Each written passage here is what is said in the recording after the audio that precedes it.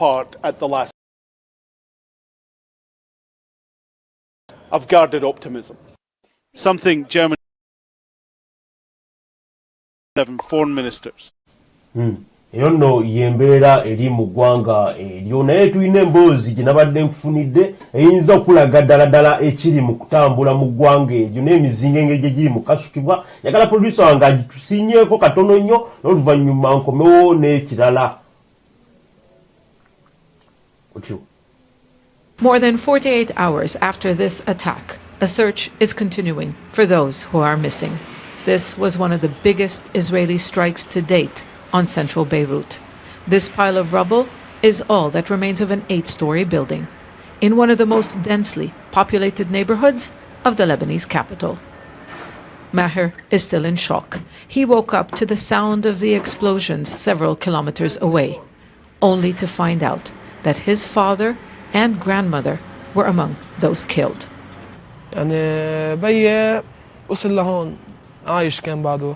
My father was still alive when they pulled him out of the rubble. He told the civil defense volunteers before he died to save my brother, who was in another room. Thank God my brother was saved. I don't know why the Israelis did this. They destroyed everything. Yono yembeera eri mu ggwanga erya Lebanon ng'abamu ku bantu naddala abatuuze mu ggwanga eryo bagezaako okuba nga baddayo eyo gye baali bawangaalira. Eno embeera y'olutalo yo nzibu ddala. Ogenda okudda wali owegeka oluba wana watunga otunula butunuzi nga kiringa kisaawe kati nno bagezaako okuyamba era abantu baabwe baali bavuunikibwa ebifunfugu ebyenjawulo n'okugezaako okutaasa ebintu ebyo ebyawonawo mu lutalo olwo naye nga nejje buli kati amawanga ag'enjawulo gakyasabye amawanga gano gafuba okulaba nga gatabagana n'okutula ku mmeeza eyawamu okukomya olutalo anti lwo luyinza okuba nga lutwaliramu abantu ba bulijjo no wana wattu nno abayinza okuba nga n'olutalo luno tebalina kyamaanyi nnyo kye balwagaza kati nno tubasabye okuba nga muzza emirembe ati ffe nga GreenmondayTV tubagamba nti tetukolaganira wamu n'emirembe era tusaba Katonda agumye abantu mu ggwanga erya Lebanon. Ano nga tuvuddeyo eyo ekitongole ekitaba oba ekitongole ekitunuulira ebyobulamu mu nsi yonna kyavuddeyo n'olukiiko olw'enjawulo nga luno lwakubiriziddwa okufuba okulaba nga batunuulira engeri ekirwadde kinene ekipya ekya mpox engeri ekiri mu kusaasaaniramu mawanga ag'enjawulo ate nga kiddukira ku sipiidi ey'amaanyi. Bano nno bavuddeyo ne batunuulira eggwanga oba ensi y'eggwanga lya Afrika oba ku lukalu lwa Afrika nga bagamba nti lwe lumu ku lukalu oba gegamu gye lirimu amawanga ag'enjawulo agasinza okutunuulizibwa okuba nga gakosebwa ekirwadde kino ekya mpox. Kati nno nga bano babala amawanga 19 agakafuna cases ez'enjawulo oba agakalabibwamu ekirwadde kino ekya mpox. Wano nno basabye n'okuyita ab'obuyinza amawanga ag'enjawulo okulwanaganira wamu n'abasawo bafe okulaba nga batangira ekirwadde kino nno kubanga tekigenda kubunyisibwa yewangalira abantu ba bulijjo. Kati nno abakulu abava mu lukiiko luno bafubye okulaba batema empenda engeri gye bayinza okuba nga ekirwadde kino bakirinnya ku nfeete mwana wattu nga tekinnaba kwegiriisa ng'ekigotta entula mawanga ag'enjawulo. The mpox outbreak continues to constitute a public health emergency of international concern, the WHO's Emergency Committee has said. The evaluation unveiled Friday was based on the rising number and continuing geographic spread of cases, operational challenges in the field, and the need to mount and sustain a cohesive response across countries and partners, the statement read. Africa is the hardest hit continent. 19 countries have recorded mpox cases since the start of the year. The DRC remains the epicenter of the outbreak. Authorities said over 50,000 people have been vaccinated in areas with ebyo nno bye byabadde mu lukiiko olwo olw'enjawulo olwakubiriziddwa ekitongole ekivunaanyizibwa ku byobulamu mu nsi yonna. Bategeezezza nti abantu 57,000 be baakagemebwawo so nga eggwanga lya DRC lyo likyalimu obulwadde buno eno. Kati nno basabye mwenna mubeere bakalabakala nfe okulaba nga ekirwadde kino eno tekibatwala oba nga tekibakosa.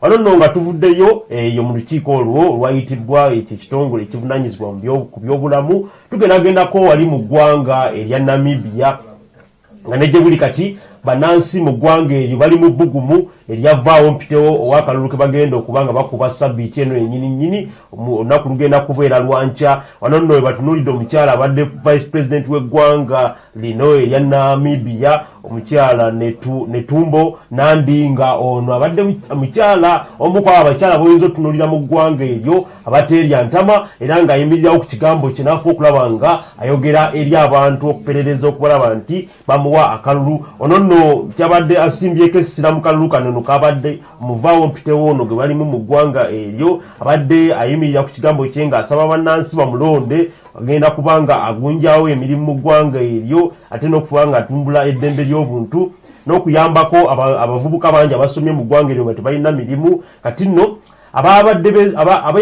abakeesimbawo mu kalulu ako oba ebibiina ebyenjawulo ebyasimbyewo abantu baabwe okuvuganya mu kalulu akali mu ggwanga eryo erya Namibia bawerera ddala 15. Kuno nno nga kwe tulindiridde okulaba nga tufuna omuwanguzi. Kati nno abalonzi mu ggwanga eryo tundu ku bannansi mu ggwanga eryo be bakeewandiisa era nga bawerera ddala miliyoni 1 n'obutundu 4 okulaba nga bano be bafuna ebisaanyizo ebigenda okubanga bibeetabya butereevu mu kalulu akakali mu ggwanga eryo erya Namibia. Kutegeezezza nti kakubeerawo olunaku olw'enkya era tufunidde ebimu ku bikwata ku mukyalo ono n'ebigambo byabadde ajja ayogerako eri bannansi b'eggwanga eryo erya Namibia na nsonga lwaki balina kulonda ye okulaba nga ayitamu mu kulonda okwo kwe bagenda okubeeramu sabbiiti eno ennyini.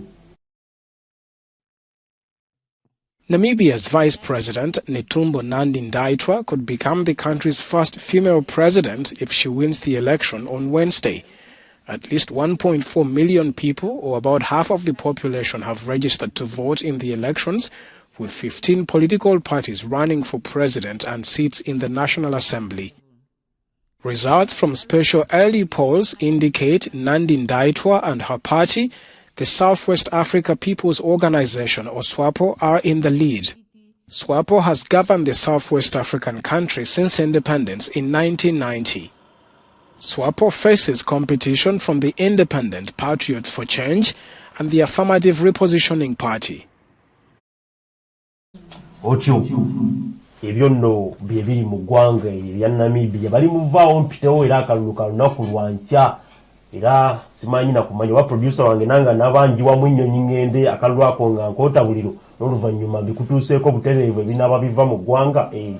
Ebyo nno bye balimu. Kati nno nga tuvuddeyo eyo tugendagendako wali mu ggwanga lya Madagascar nga lino lyakolaganidde wamu n'erya Cote d'Ivoire oba kati bano ab'obuyinza mu ggwanga lya Madagascar nga bayambibwako n'abo abava mu Cote d'Ivoire bagombyemu obwala era ne bakwata abakabinja aka Islamic State abadde basimbye amakanda amawanga ago. Wano nno nga babadde bayita kufuna empapula enjingirire ezibadde zibatwala mu mawanga g'ebweru n'okukola ebikolwa eby'obutujju mawanga ag'enjawulo. Kati nno ab'obuyinza nga bayambibwako poliisi ya Amerika n'amawanga ag'enjawulo agalwanyisa obutujju bakwasaganyiza wamu okulaba nga bakola okunoonyereza okw'enjawulo. Kino nno tekyatalizza abo abakabinja ka Islamic State abadde basimbye amakanda amawanga ago, era twogera kati bayinza okuba nga baleetebwa mu kkooti y'ensi yonna okulaba nga babaleeta babeeko bye batebya ku butujjo bw'enjawulo bwe babadde bakola mu mawanga ag'enjawulo. Kati nno bano babadde basinzira mu mawanga ago okuba empapula enjingirire n'oluvannyuma ne basaasaana amawanga ag'enjawulo. At the end of July, Malagasy and Ivorian security forces dismantled an Islamic State network according to an investigation by Le Monde. The network was reportedly set up to facilitate the travel of jihadists from the Middle East to Europe. With the assistance of American and French intelligence services, 8 Syrians and Iraqis were arrested in Madagascar and Côte d'Ivoire. They are accused of providing fake documents and visas to jihadists. At the center of this network are 3 former Islamic State fighters from the same Syrian family. They allegedly established the operation in Antananarivo, Madagascar, after being released from Sudanese prison 2 years ago. From there, they reportedly began collaborating with accomplices in Abidjan, Côte d'Ivoire. despite the collapse of the caliphate in 2019. otyo ebyo nno byebiri mu ggwanga eryo era nga bagezaako okubanga balwanyisa obubinja obwo bwa Islamic State ng'egye buli nti ensangi zino bubadde bukola obulumbaganyo bw'enjawulo naye nga businzira amawanga ago omuli Madagascar ne Cote d'Ivoire kati nabo obuyinza bano bayinza okuba nga babakutte dda era bakyafuka okulaba nga bakola okunoonyereza okw'enjawulo okusaanyawo obubinja buno eno n'okulaba nga bakomya ebikolwa eby'obutujju ebibadde bikolebwa mu mawanga ag'enjawulo. Nno nga tuvuddeyo omukulembeze w'eggwanga ery'Amerika omujja Donald Trump ng'ono alinda buyinzi kulayira omwezi ogwo gwe tugendamu ogw'omwaka ogujja omwezi ogwa January ono omukulu nga tannaba kubanga abugumya entebbe eyo oba nga tannaba kubanga akuba ebirayiro ab'obuyinza mu ggwanga eryo ery'Amerika bavudde ne bategeeza nti omukulu ono ayinza okuba nga agiddwako emisango egyo egibadde gimutwalibwa mu kooti oba gyabadde alimu mu kooti ez'enjawulo ono nga egimu ku misango gino mubaddemu egy'okuba nti omukulu ono ayinza okuba alina engeri gye yatabiinkirizaamu n'okukyusakyusa ebyava mu kalulu aka 2021 kati nno ab'obuyinza mu ggwanga eryo ery'Amerika bavudde ne bategeeza nti omukulu ono Donald Trump emisango gino eno giyinza okuba nga wetwogerera essaawa zino eno gimugiddwako era nga kati ali mirembe oba ali free ku misango gino eno egibadde gyamusomebwa mu kooti ez'enjawulo kati nno tulinze bulinzi omukulu omulundi guno eno agenda kubanga akwata atya ensonga mu ggwanga eryo ery'Amerika simanyi oba emboozi eyo producer nga ayinza okuba nga agitufunira omukulu ono yabadde bamutegeeza nti emisango gino eno gimugiddwako. We're coming on the air with breaking news about President-elect Donald Trump. The Justice Department Special Counsel Jack Smith just filed a motion to dismiss the federal criminal case against the president-elect over his efforts to overturn the 2020 election results. The news comes after NBC News learned the Justice Department had been planning to wind down its federal cases against Mr. Trump. It also comes as NBC News learned that Smith and his team plan to resign before Mr. Trump returns to the White House. We want to go straight to our justice and intelligence correspondent, Ken Delaney. And Ken, fill us in here. Lester, Special Counsel Jack Smith and his team have filed a sparse but historic document here asking Judge Tanya Chutkan to dismiss this case. And the grounds they gave is essentially that the Justice Department has always held historically that a sitting president can't be prosecuted or indicted, and that principle applies here. Let me just read a little bit from what they wrote. They said that the department and the country have never faced the circumstance here where a federal indictment against a private citizen has been returned by a grand jury and a criminal prosecution is already underway.